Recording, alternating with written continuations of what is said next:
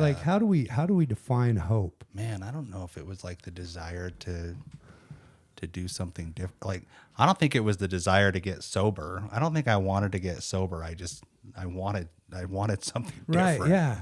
I wanted to get high and be successful. Yeah, exactly. Like, I guess mean, that's a dream, right? Yeah. Like I wanted to be able to continue to use and just not have consequences. So, I mean, for me, like, I knew that the drugs and alcohol were something that I couldn't seem to be without, right?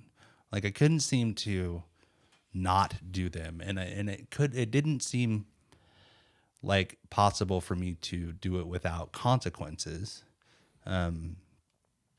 But it was so hard for me to see that as the actual problem, like the only problem, I guess.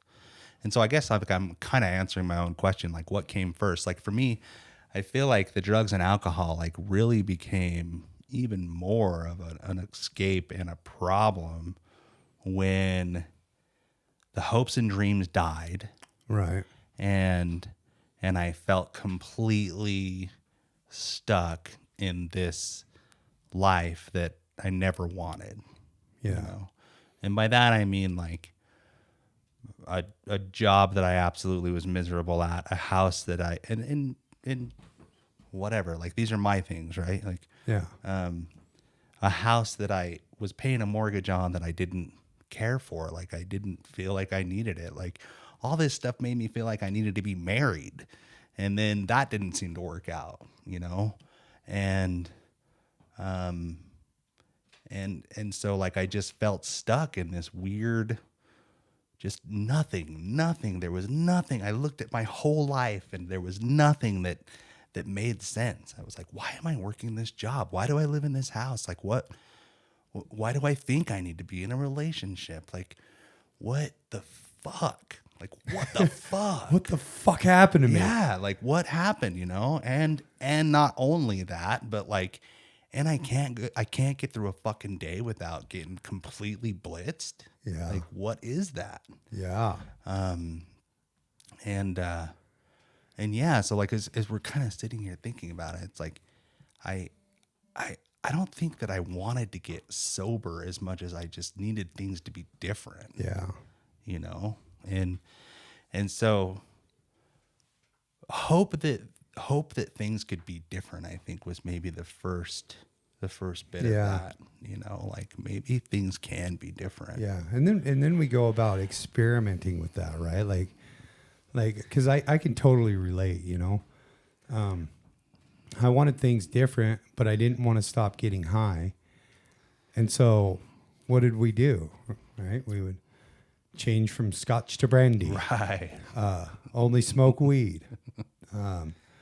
You know, not drink before work. We'd try these ridiculous things that don't work for the alcoholic, right? Because at some point, you know, we didn't realize that this was a lot bigger than using and drinking. And so we tried all these things, but when they didn't work, we finally surrendered.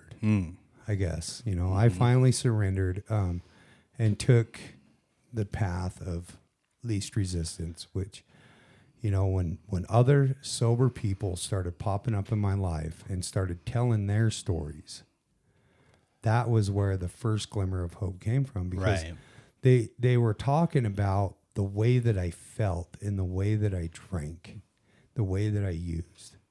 Right. And I could identify with that. I could identify with the people that were feeling hopeless and I didn't know what to call it. I could identify with the people that were in bad, broken relationships and in and out of jail. And these people would come around, you know, whether it was in jail or, you know, on listening to speakers or whatever, you know, I'd end up running around and running into these people, whether there were people in my own life, church with my parents or whatever. People would show up and they'd be like, I felt this way. And it turned out to be this problem. And I tried these solutions and we'll talk about what these are, and I thought, well, maybe that will work for me too. And I guess that was the definition of hope at the time, Mm-hmm. Mm-hmm. right?